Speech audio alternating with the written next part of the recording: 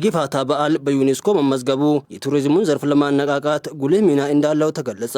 የጊፋታ ብስራቶች ለህዝባችን ከፍታ በሚል መሪ ቃል የወላይታ ዘመን መለወጫ ጊፋታ በዩኔስኮ የተመዘገበበት የእንኳን ደስ አላችሁና የእውቅና መርሃ ግብር በሶዶ ከተማ ተካሂዷል።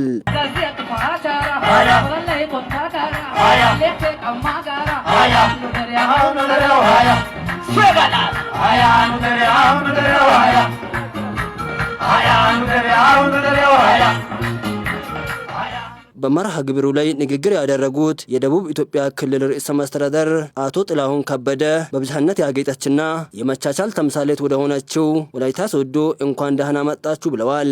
የጊፋታ በዓል ከበዓልነት ያለፈ የትውልድ መቅረጫና በዘርፈ ብዙ ትውፊት የታጀበ በዓል እንደሆነም ጠቁመዋል። የጊፋታ በዓል የወላይታ ህዝብ ከሚታወቅበት ባህላዊ እሴት አንዱና ቀዳሚው ነው።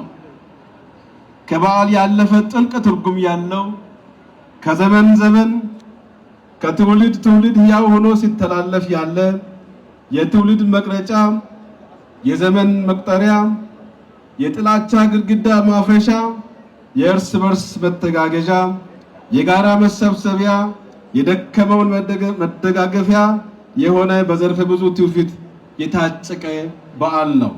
የጊፋታ በዓል የወላይታ ህዝብ ባህሉንና ማንነቱን ጠብቆ ያቆየበት በዓል እንደሆነ ገልጸው በዩኔስኮ መመዝገቡ የቱሪዝም አቅማችንን በማሳደግ የክልሉን ኢኮኖሚ ለማነቃቃት ትልቅ ፋይዳ እንዳለው አብራርተዋል። የጊፋታ በዓለም አቀፍ ቅርሶች በመመዝገቡ በዓሉ በቱሪዝም ልማት ላይ ጉልህ ሚና እንዲኖር የሚያደርግና ሁኔቱን በአካል ለመታደም የሚመጡ የውጭ ሀገርና የሀገር ውስጥ ቱሪስቶች ቁጥር ከመጨመር ባለፈ ለባህል ጥናትና ምርምር የሚመረጡ የቱሪስት መዳረሻዎች እንዲሆን እድል ይፈጥራል።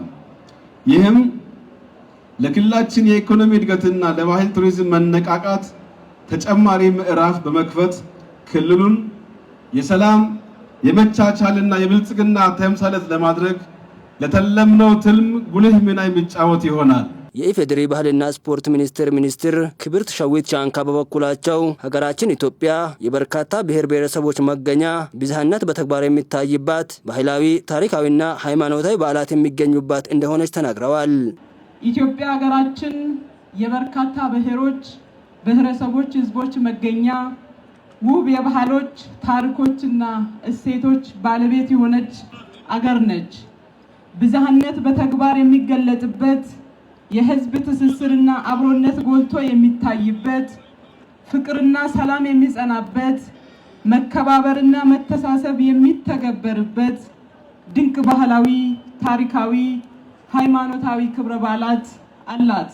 ጊፋታ የወላይታ ህዝብ ለዘመናት ጠብቆ ያቆየው የአንድነታችንና የህብረታችን ተምሳሌት የሆነ ትልቅ በዓል እንደሆነም አብራርተዋል።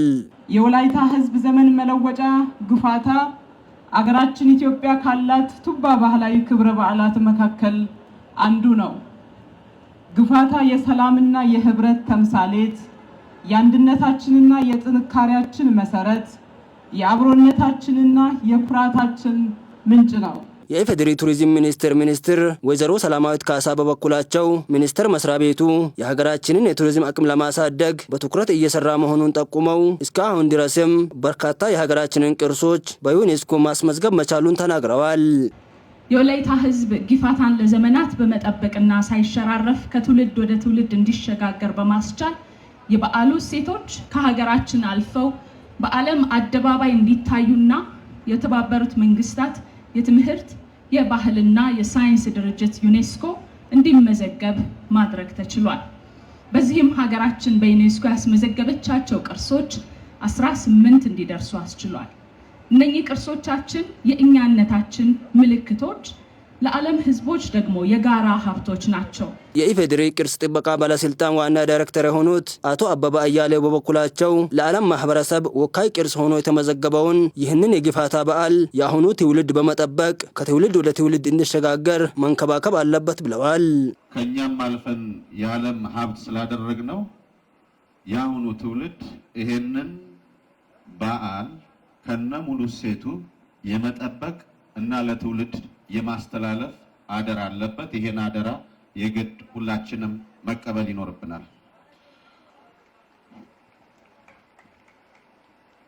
መጠበቅ ስንል ሌላው እንግዲህ ዩኔስኮ ዛሬ ተመዘገበ ብሎ እጁን አጣጥፎ አይቀመጥም። በየ5 ዓመቱ ሪፖርቲንግ ሳይክል አለው። ትልቅ ቅርስ ነው፣ ከኔ አልፎ የሰው ልጅ ቅርስ መሆን አለበት ብላ ኢትዮጵያ ካስመዘገበች በየ5 ዓመቱ ይሄ በዓል በምን አይነት ተጠበቀ፣ ከትውልድ ትውልድስ እንዴት እየተላለፈ ነው የሚለውን ነገር መልሶ መመልከቱና መገምገሙ ስለማይቀር በየደረጃው ያለን የባህል ሰዎች፣ የቱሪዝም ሰዎች እንዲሁም ደግሞ የበዓሉ ዋና ባለቤት የሆነው የወላይታ ሕዝብ ትልቅ አደራ አለበት።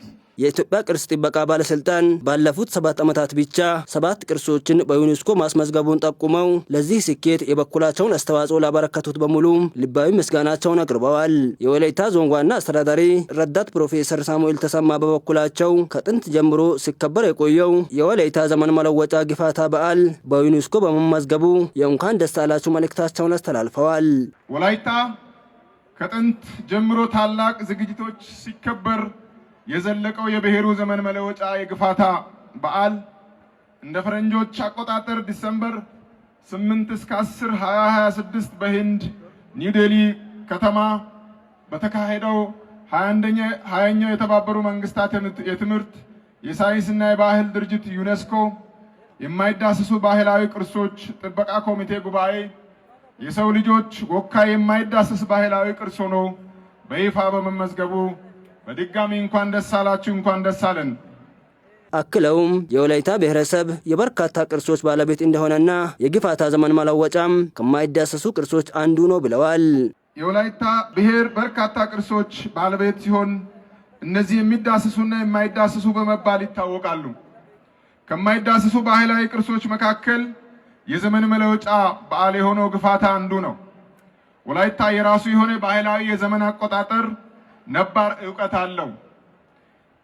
ይህም በዋናነት በከፊል የፀሐይን ውደት እንዲሁም ጤሯና ጎበና የተሰኙ የጨረቃ እንቅስቃሴዎችን መሰረት በማድረግ የሚያሰላው የዘመን አቆጣጠር ነባር ዕውቀት ነው።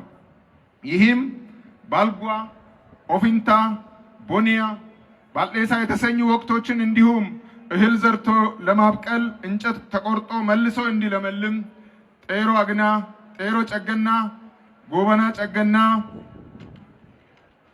የሚባሉ የጥንቃቄ ሳምንታትን ለይቶ የሚያውቅበት የጊዜ አቆጣጠር ነባር ጥበብ አለው። በዚህ መሰረት ዝናባማውን የክረምቱን ጨለማ በማለፍ የጸደይ ወራት መጀመሪያ በሆነው የጊፋታ ወር በመጀመሪያው ቀን ከአሮጌው ዓመት ወደ አዲሱ በሰላም ያሸጋገረውን አምላኩን የሚያመሰግንበትና አዲስ ተስፋ የሚሰንቅበት በዓልን ያከብራል። የጊፋታ በዓል የሰላም፣ የጥጋብ፣ የፍቅርና የእርቅ በዓል እንደሆነ የጠቁሙት ዋና አስተዳዳሪው የወላይታና የኢትዮጵያ ወካይ ቅርስ ሆኖ በዩኔስኮ መመዝገቡ ለቅርሱ ጥበቃና እንክብካቤ ለማድረግ እንዲሁም የቱሪዝም ዘርፉን ለማነቃቃት ዘርፈ ብዙ ፋይዳ እንዳለውም አብራርተዋል። ፈጣሪውን የሚያመሰግንበት አዲሱ ዓመት የሰላም፣ የጥጋብና የብልጽግና እንዲሁም ፈጣሪን የሚማጽንበት መልካም ምኞቱን መልእክት የሚለዋወጡበት ዓመቱን ሙሉ በስራ የደከመውን አካላቸውንና አእምሯቸውን የሚያዝናኑበት የአዲሱ ዓመት ማብሰሪያ በመሆኑ ለበዓሉ የወላይታ ሕዝብ ታላቅ ስፍራ ይሰጠዋል።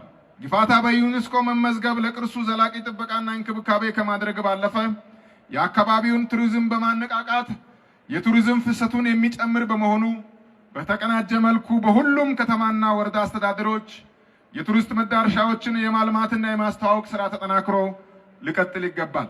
በበዓሉ ላይ የተገኙ የዞን ልዑካን ቡድኖችም ለዞኑ አስተዳደር ልዩ ስጦታቸውን አበርክተዋል።